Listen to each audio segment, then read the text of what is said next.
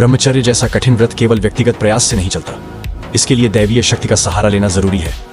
अपने लक्ष्य, अपने संयम, अपने संकल्प को किसी उच्च शक्ति, ईश्वर, गुरु या ब्रह्मांडीय चेतना को समर्पित कर दीजिए।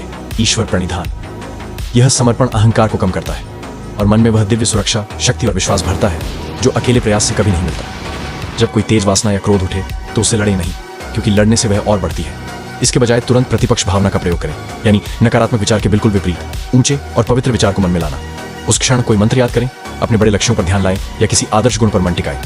इससे वह निचला विचार अपने आप कमजोर पड़ जाता है, क्योंकि ध्यान हटते ही वह भूखों मरने लगता है। सात्विक भोजन ही ब्रह्मचर्य की नींव है। सिर्फ अच्छा या कम खाना ही काफी नहीं। सात्विक भोजन एक सीधा साधन है ब्रह्मचर्य की सफलता के लिए।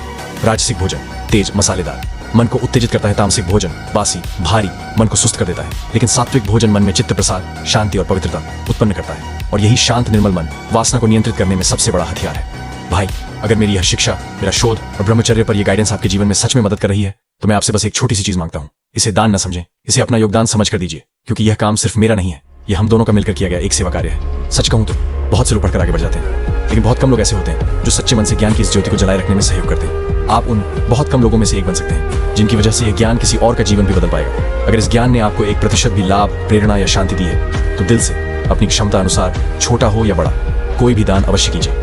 आपका दिया हुआ दान सिर्फ सहायता नहीं है, यह पुण्य है, यह सेवा है, यह इस पवित्र ज्ञान का संरक्षण है। आपका सहयोग ही इस ज्ञान की ज्योति को जीवित रखता है।